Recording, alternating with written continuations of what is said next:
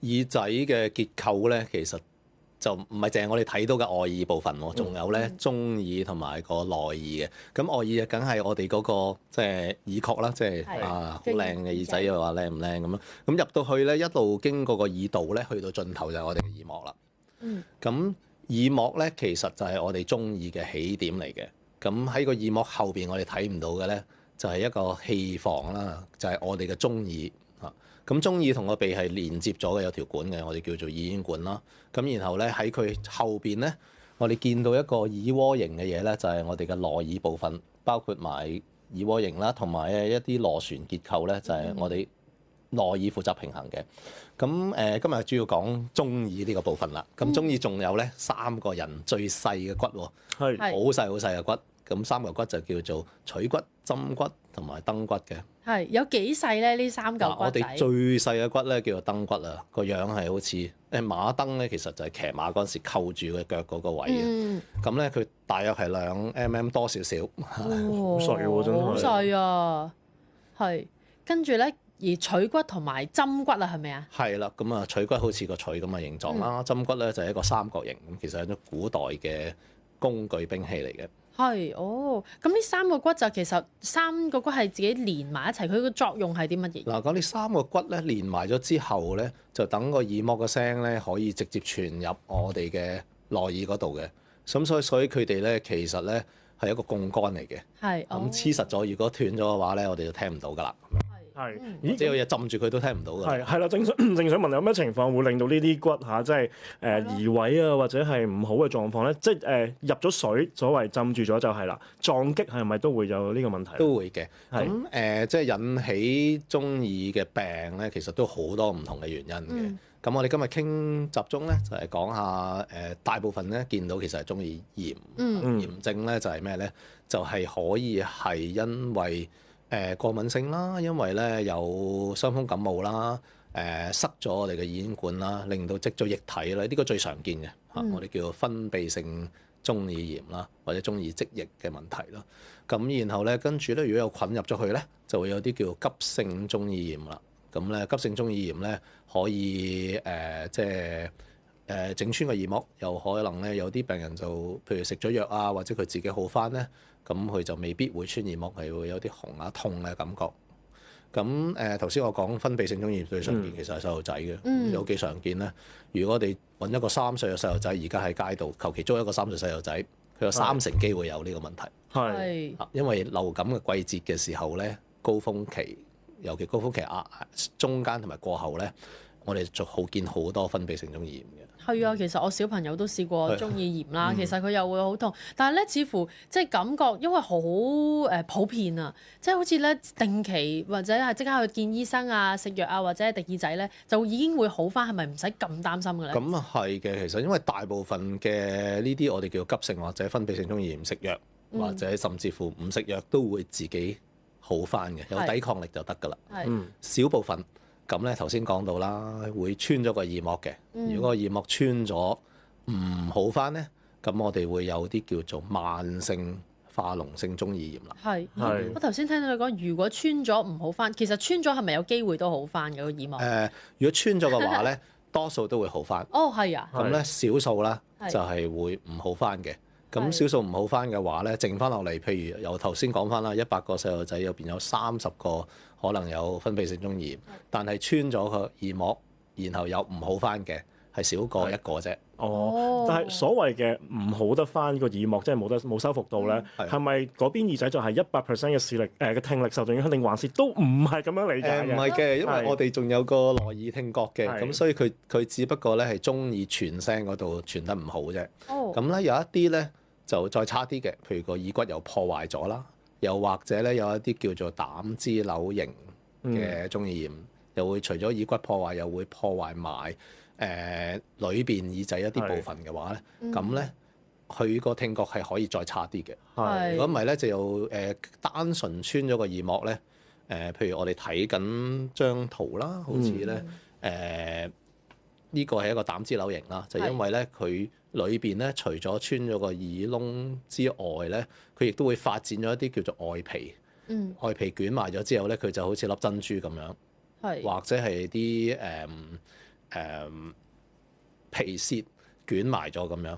咁所以咧個名雖然係瘤咧，其實佢唔係一種腫瘤嚟嘅，佢只係一啲皮屑捲埋咗嘅有侵蝕性嘅炎症嚟嘅。係，但係都理順翻少少就係中耳炎同埋膽脂瘤係有冇關係嘅咧？嗱有關係，因為可以去翻上一張咧，我哋睇到咧。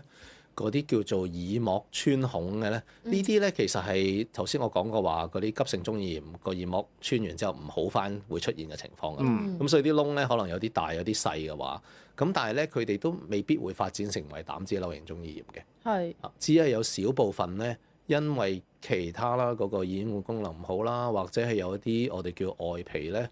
內捲咗入去，呢個真係內捲嘅。咁咧就捲咗入去之後咧，咁喺裏邊咧就繼續生呢啲外皮咧，就發展成為膽脂瘤型中耳炎嘅啫。咁呢個又佔我哋叫做慢性中耳炎一小部分嘅。係，但係咁先喎。首先咧就係嗱，如果急性嘅中耳炎啊咁樣樣咧，其實咧都會痛啦、唔舒服啦咁。咁但係發展成慢性，可能有穿孔，你又話咧嗰個聽力咧又唔會話即係點樣？太過明顯受影響喎，咁其實有啲咩病徵？我哋幾時先會發現有呢一個嘅問題咧？係嘅，嗱咁我哋都要分翻開睇下唔同年紀嘅人佢哋嗰個即係嗰個病徵有啲咩唔同嘅。嗱咁喺細路仔裏邊咧，我哋頭先都講啦，好多其實因為佢哋好細個嘅時候，佢哋未必會出到聲嘅嚇。咁所以我哋常見揾到嗰啲咧，反而係一啲叫聽力篩查項目嗰度，因為大家都知道細路仔小學1年班咁啊揾到一啲，咁呢個聽力篩查項目裏邊咧，其實就會先至會發現咗，因為佢哋個聽覺損失係可能唔係太緊要嘅，即係有少少似我哋入咗少少水隔咗陣聲咁樣啫。咁日常生活咧都應付到，同埋咧尤其如果係一邊有問題嘅話咧，都未必會注意到嘅。咁另外一個情況出現咧。就係因為有一個穿孔喺度，咁咧一入咗水或者污糟嘢咧，就會間歇性咁發炎，就會流膿啦。咁所以流膿都係一個我哋叫做常見去揾醫生醫嘅一個問題嚟嘅。係，咁都正如頭先 Karen 提到話，佢小朋友嗰個急性中耳炎係經常發生嘅，即係。比較普遍係啦，即係耐唔耐又嚟一次啦咁樣。咁係咪就等於一種慢性嘅中耳炎咧？即係點樣去理解咧？定義上咧就係如果反覆嘅急性嘅話咧，我哋有時都會當佢慢性咁樣去處理。咁或者係咧佢變咗係一種我哋頭先話未必係穿孔性嘅，我哋叫做慢性積液啦。咁呢個情況之下咧又唔好返嘅時候咧，咁喺細路仔嗰度就可以做一個叫做最簡單嘅支管嘅程序，咁我哋其實放一個1mm嘅膠管啦，咁就可以咧通翻氣，等嗰個入邊啲液體可以排出嚟嘅。係，我氣體排出，裏邊嘅液體排出咗嚟，咁啲氣就可以排翻入去咁樣。哦，係。係，咁啊咁講緊，即係話可能有陣時係單邊會有問題啦，有陣時係雙邊啦。其實我喺度諗，如果係一啲會唔會一啲本身結構上令到基本上大部分都係會係兩邊多啲啊，定還是有陣時都係有其他因素令到係單邊耳仔出現問題咁樣咧？嗱喺實質上咧，大部分嘅中耳炎出現嘅時候，其實都係雙邊嘅。不過咧就有一部分咧就係會。一隻耳仔唔對稱咁樣，容易好返啲，或者係咧容易惡化啲。咁所以去到咧頭先我講細路仔嘅時候咧，好多都係雙邊咯。咁有一啲去到變咗慢性嘅時候，就得返一邊係有問題嘅。咁所以我哋一半嘅病人其實係單邊，一半嘅病人係雙邊嘅。咁到成年嘅時候，因為咧成年之後咧，佢哋如果繼續係穿孔嘅話咧。咁就會有兩個可能性出現啦，一個咧就係佢哋成日都反覆發炎啦，第二個咧就係佢哋開始感覺到嗰個聽覺係差咗嘅，好明顯嘅。咁如果係一邊嘅病人咧就容易啲嘅，佢話俾你聽一邊係差咗嘅。有時兩邊都差少少嘅病人咧，反而佢哋會遲啲先嚟睇醫生。冇感覺啊，因為以為即係習慣咗。佢習慣咗一個比一般人差少少嘅聽覺咁樣。係。咁但係咁喎，即係咧睇嚟反覆嘅發炎咧，其實都要去正視啦。咁例如咧，我帶小朋友去睇醫生，即係普通家庭醫生，咁佢都會揾啲嘢照個耳仔咁樣樣。其實係咪咁樣照一照就見到咦佢有冇即係所謂嘅積液啊，定係點嘅？係嘅。咁頭先阿 Karen 講嗰個咧，就係我哋平時用嘅我哋叫簡單嘅耳鏡，去檢查我哋嘅外耳嘅。咁而家咧嚟講咧，其實有更好嘅工具嘅。咁我哋除咗耳鏡之外咧，我哋有一啲叫做耳內窺鏡啦。咁亦都係我哋下半部咧會講點樣引用呢啲耳內窺鏡咧，甚至乎去做埋手術。哦，嗱，咁耳內窺鏡係比我哋耳鏡咧睇得清楚啲嘅。咁同埋咧係有時咧，我哋有部分塞住咧，因為有啲病人咧因為發炎啦，或者係佢有啲耳垢遮住咗部分嘅耳膜嘅時候咧，都可以幫佢哋睇清楚啲。咁我好即係我又唔係賣廣告，而係咧發覺咧呢啲咁嘅耳窺鏡其實而家發展到咩咧？發展到原來咧，大家喺嗰啲網購站咧好平已經買到。咁我哋有啲病人都話自己攞住啲相咧俾我哋睇，話佢影咗張相，話自己嘅耳仔係咁樣。得唔得㗎？但係其實因為嗰個我哋叫做電子科技嘅發展同埋個普遍性咧，都係平咗好多嘅。咁呢個工具最初出嘅時候就係俾啲病人自己愛嚟清潔個耳仔嘅。咁就你問我哋鼓唔鼓勵？我哋就唔係太鼓勵嘅，因為第一耳仔唔一定要清潔嘅，第二咧就係用嘅時候真係都要幾小心嘅嚇。咁所以變咗咧就我哋醫生用呢啲工具，我就覺得合適嘅。係啊。咁但係咧，如果病人嘅話就要諗清楚啦。係啊，我自己就唔敢啦，因為有啲咩事咧都係揾翻醫生會安全啲。同埋就算我覺得係睇到啦，但係其實我哋自己分析唔到究竟佢入邊係發生咩事啊嘛。仲會嚇親自己，可能好似個正常嘅狀況都睇到好似好差咁樣嘅會有機會。其實會㗎。咁所以變咗即係我諗喺患者嘅角度嘅話咧，如果係你覺得耳仔有一啲比較長期唔舒服嘅情況，其實就應該去睇醫生啦。咁如果普通科醫生可以解決到，佢哋會先解決咗先嘅。如果唔得嘅話，佢哋可以轉介去我哋專科啦，或者係有時我哋都可以直接去揾一啲專科醫生去處理都得。講到唔舒服嘅狀況啦，都即係講下病症方面啦。即係當然聽力即係受到影響就係好明顯啦。調翻轉我亦都唔係好明顯嘅，因為又唔係完全受到影響。其實會唔會仲有其他嘅症狀係可以見到，可以提醒翻病人或者留意到自己小朋友其實係可能係長期都有呢個耳炎嘅問題咧？係啦，咁頭先講過就係即係除咗聽力之外，就係我哋會久唔久就會有啲分泌走出嚟。咁呢個都係一個中耳炎常見或者慢性中耳炎常見嘅症狀嚟嘅。咁跟住咧就係有啲病人就會有啲阻塞嘅感覺嚇。咁咧就亦都係即係好似矇咗咁，好似矇咗阻塞嘅感覺。咁亦都有病人會有耳鳴啦，因為耳鳴雖然唔係一個好準確嘅病徵啦，咁但係如果你係即係長期有耳鳴，都需要檢查下嗰個中耳係咪有問題嘅。咁有另外有一個情況咧，就係如果係入咗水個耳仔之後咧，你會覺得有啲暈嘅感覺或者唔舒服嘅感覺，呢個都係因為咧我哋嘅水刺激到我哋個直接刺激嗰個內耳，咁引起呢個問題嘅。咁呢啲都係可能會有中耳病嘅問題嚟嘅。明白。咁如果係講緊膽脂瘤咧，膽脂瘤嗰個病徵會唔會又唔同啲嘅咧？咁頭先都講過，膽脂瘤佢有唔同嘅類型嘅。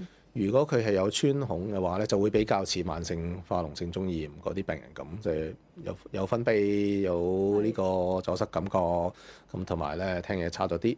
咁但係咧，如果佢係個位置咧，只係喺裏邊生，係啦，冇錯，裏邊生力好好。咁咧就係我哋可能要等到佢破壞咗正常嘅組織先得。呢個包括我哋耳骨啦。甚至乎我哋個內耳咯，甚至乎一個面神經咁，有啲人歪咗面先嚟睇，先發現自己原來有呢個叫做膽脂瘤型中耳炎。咁所以相對嚟講咧，佢係一個比較嚴重但係唔常見嘅一個慢性中耳炎病嚟嘅。但係呢個膽脂瘤其實嗰個嘅發展嘅速度係咪都好慢好慢㗎？嗱有好唔同嘅速度嘅，所以咧。有一啲咧細路仔出現嘅膽脂瘤型中耳炎可以發展得好快嘅，咁亦都有一啲咧喺大人裏邊咧，佢哋係發展得好慢嘅。因為你話佢內捲啊嘛，內捲係內捲內皮嘅時候咧，佢可以慢到幾慢咧？我哋有見過啲例子，可能係30年，咁佢哋先至發展到佢哋嚟睇醫生嘅嚇。咁但係有快嘅，我哋小朋友有啲咧，可能講緊佢哋4、5歲嘅時候嚟睇，已經開始有一啲好嚴重嘅即係聽覺問題啊，係甚至乎個面歪咗面啊咁先嚟睇。係啦，正想講就係如果去到即係影響即係神經嘅，例如出現面癱嘅情況啦，甚至乎嗰個方向去到影響即係腦膜嗰邊啦，即係腦嗰邊，呢啲係咪都係小朋友機會大啲咧？見到嗱，咁如果係唔處理嘅話咧，小朋友、大人都會有呢啲引起我哋叫做比較嚴重後遺症嘅機會嘅。咁因為我哋嗰個中耳咧，其實同嗰個腦只係隔咗一層好薄嘅骨。係。咁所以變咗咧，當你中耳長期發炎嘅時候咧，嗰個細菌有機會咧係會入侵我哋嘅腦，就引起腦膜炎嘅。咁差唔多其實有1/3嘅腦膜炎咧，其實都係因為中耳炎引起嘅。係。咁如果咁樣嘅狀況，即係已經係令到即係腦膜都發炎啦。其實個病徵就同頭先講嗰啲又有再多啲分別嘅咯。例如會發燒啊，或者其他嘢咁樣嘅。係啦，如果到有腦膜炎或者腦內嗰啲問題嘅時候咧，就係好似阿 Dennis 話咧，我哋會病人患者多數有高燒啦，甚至乎咧會有啲好劇烈嘅頭痛啦。如果再嚴重啲咧，會有啲神志嘅問題啊咁樣，因為影響到個腦內嘅時候咧，佢哋就會好似唔係好醒咁樣，啲細路仔啊咁就會覺得，咦佢哋突然間好似冇乜反應喎咁樣。咁呢啲係比較嚴重嘅。咁所以如果你哋即係發覺有時喺網上邊或者喺報紙上面睇到呢個流感季節，我哋要預防流感，因為咧就正因為流感咧先引起咗我哋嘅鼻炎或者係中耳炎，然後咧就會再引起我哋腦膜炎或者腦炎嘅。如果長者本身聽力都開始差啦，其實又會唔會係一個問題，令到大家忽略咗呢件事咧？勁難發現。係啦。咁長者一般嚟講咧，就因為流感引起腦膜炎嘅機率其實係細啲嘅。咁因為佢哋經歷過好多唔同嘅感染咧，佢哋個身體個抵抗力或者抗體咧，其實有足夠嘅，大部分都係。咁所以變咗我哋就唔係太擔心長者嘅。係啦，咁都了解咗咧有關病徵上要留意嘅地方啦。咁處理呢個中耳炎啊等方面咧，有咩嘅做法啦，同埋咧新嘅技術又可以點樣幫到手咧？稍後繼續了解多啲。